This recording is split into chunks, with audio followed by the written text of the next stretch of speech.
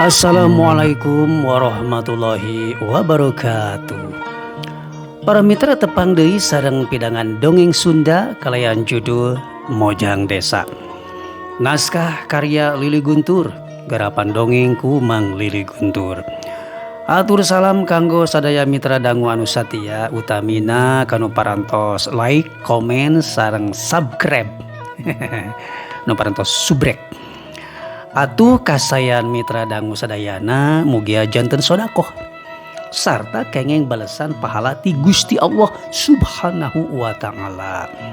Para mitra, mudah-mudahan pidangan dongeng Sunda ngalangkungan ieu channel sing nyanak manfaat. Nu saena di pulungan, nu awona di tebihan. Nah, para mitra, anca garapan anu katunda dina episode ke-15 teh nalika dugika Lilis tepang sareng hiji lalaki tengah tubuh anu penampilanana matak pikarunyaeun. Manehna cicing di hiji imah bilik anu nenggang ti tetangga nulian. Lilis teu nyarita, sup manehna asup sanggeus aya di jero tuluy rurat-reret ningalian sabudeureun eta tempat. Kabireungeuh ku Lilis di juru aya kasur butut. "Dupi itu ka kasur paragi kulum saha?" Ceuk Lilis. "Oh, ieu Neng. Pun anak anu istri." "Oh, mamang teh kagungan murang kali istri. Ayeuna nuju ka mana?" "Oh, itu Neng. Nuju angkat sareng ibuna. Ngindul Neng, ngindul." "Naon ngindul teh, Mang?" Lilis teu ngarti. "Eta milaian rongsokan Neng." "Oh, geus kitu." Lilis keluar rek nuruskeun pamaksudanana ngala daun sadagori. Tah, nembe duwe kadinya mitra, urang teraskeun.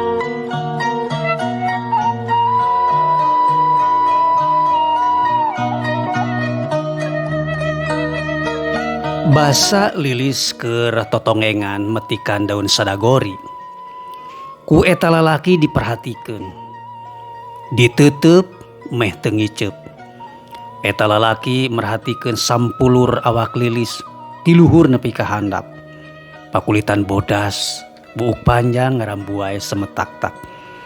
Sorot keureut beungeut anu geulis kacida. "Geulis budak teh. Geulis tibatan indungna." Geurentes hate eta lalaki seperti anu geus apa saha Lilis anu sabenerna. Satuluyna eta lalaki tengah tubuh teh nyampeurkeun ka Lilis anu masih jongjon metikan daun sadagori. Manehna milu mantuan bari ngawangkong sagala diomongkeun. "Memang mah kewe sabi dinten teh luntang lantung tegaduh pada melana tuh. Malum anu tegaduh keahlian." "Dupi murang kali mamang anu istri teh sakola?" "Bedeng-bedeng tegaduh kanggo bialana.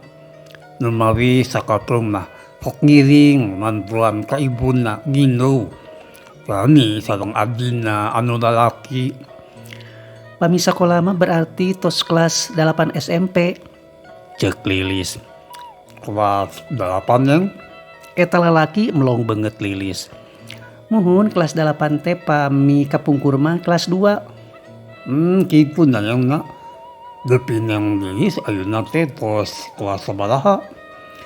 Memeh ngajawab pertanyaan eta lalaki, Lilis mencrong kana beungeut manehna. Pareng si eta lalaki kuleuh oge keur neuteup leleb kana beungeut Lilis. Atuh dua paneuteub paamprok. Eta lalaki nyerenge sedengkeun Lilis malah ngelemes. "Kelas 11 Mang." Tema Lilis bari terus nuluykeun deui hanca gawena. Pangna Lilis mencrong ka eta lalaki, Lilis ngarasa heran. Naha manehna bet apaleun ka ngaran Lilis. Nepi ka mulangna ka imah, hal eta jadi terus kapikiran ku Lilis. Lamunan Lilis kabuyarkeun ku datangna si Abah. Nanyakeun ti mana Lilis meunang daun sadagori. "Aralus cenah. Rubak, hejo jeung teu mereka tetet." Ku Lilis dibejakeun sajalan terahna. Yen eta daun sadagori teh meunangala ti pipir imah anu aya sisi lamping. Di bejaan kitu si Abah teu komen. Kalah tuluy nitah mateakeun eta daun sadagori anu cikeneh meunangala. Dung atuh sakalian ku hidup pangrebuskeun. Mun geus tiis ku Abah rek diinum. Berkat sarajan asam urat eta. Ceuk si Abah. Teu talangke Lilis ngagugu leos ka dapur. Beres popolah eta cai rebusan daun sadagori teh ku Lilis diasongkeun ka si Abah. Sanggeus tiis leguk diinum. Lebah mana Abah nu karosna asam urat teh? Ieu seneng. Lebah kecekoan. Cobi atuh urang dampalan ku Lilis. Abah na ngedeng. Nya tah Abah tingkakan. Ceuk si Abah bari goledag ngagoler nangkuban dina surpet anu ngagelar tengah imah. Leye awak si Abah didampa ku Lilis. Dimimitian tina lebah walikat. Turun kana tonggong, kana lebah cangkeng, pas lamusir, nepi kana birit. Aya kana setengah jamna si Abah ditincakan ku Lilis. Eureun-eureun basa kadenge kumandang azan asar. Menggeus we seneng. Geus azan eta. Geuninah geuning dicintakan teh. Awak karasa jag-jag. Pokna bari cengkat rek tuluy kacai. Ngadenge si Abah nyerita kitu Lilis mah tibang mesem we.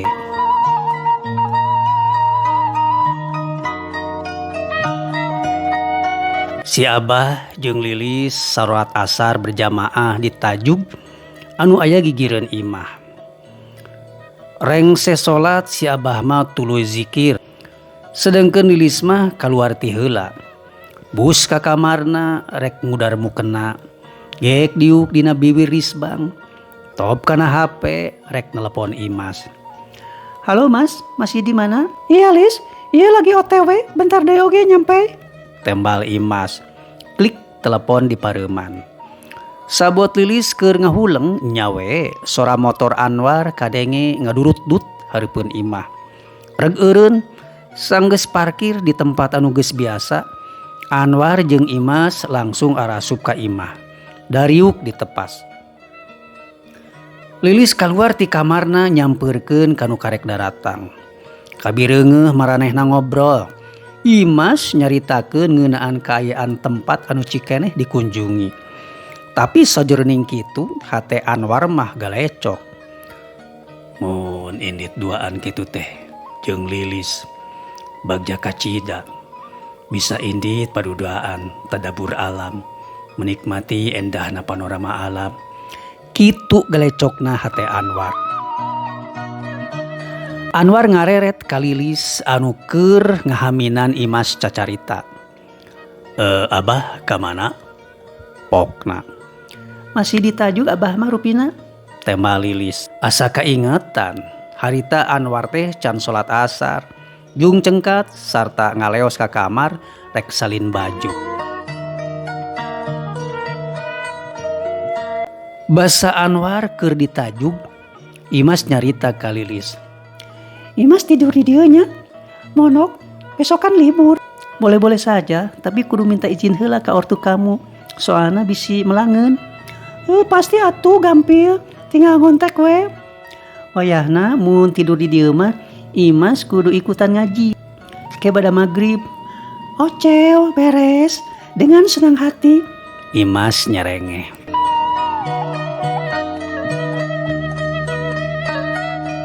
Kocapkeun peutingna. Rengse ngaderes ngaji Quran. Dilangsungkeun kana diskusi. Harita Imas nanya ngeunaan anu kumaha anu dimaksud jelema anu bangkrut. Jeung nu kumaha anu dimaksud jelema rugi. Nurutkeun kaedah ajaran Islam. Loba ayat Al-Quran anu nerangkeun ngeunaan kaayaan jeung ciri-ciri jalma anu rugi.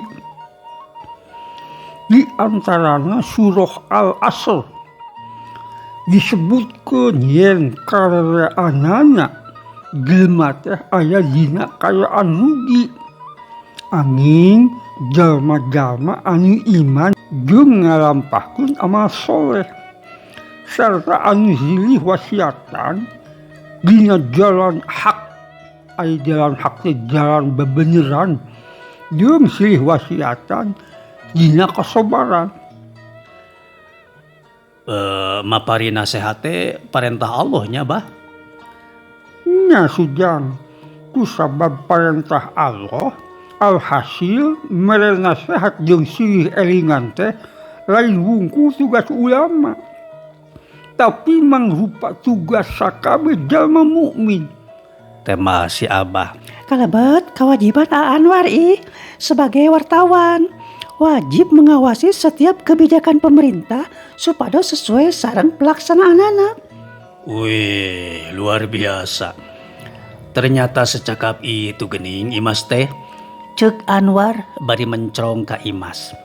Iya dong, tugas wartawan kan memberikan kritik, memberikan saran, dan melakukan kontrol sosial. Begitu yang Imas tahu. Ku ayana Imas, diskusi teh jadi karasa hirup. Loba pertanyaan jeung pernyataan anu diajukeun ku Imas. Sedangkan Lilis harita katingalina ukur mesem.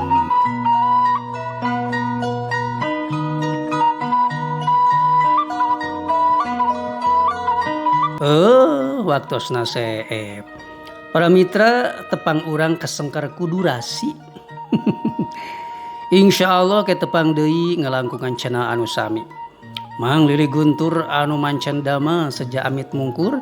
Salam baktos parmios. Assalamualaikum warahmatullahi wabarakatuh.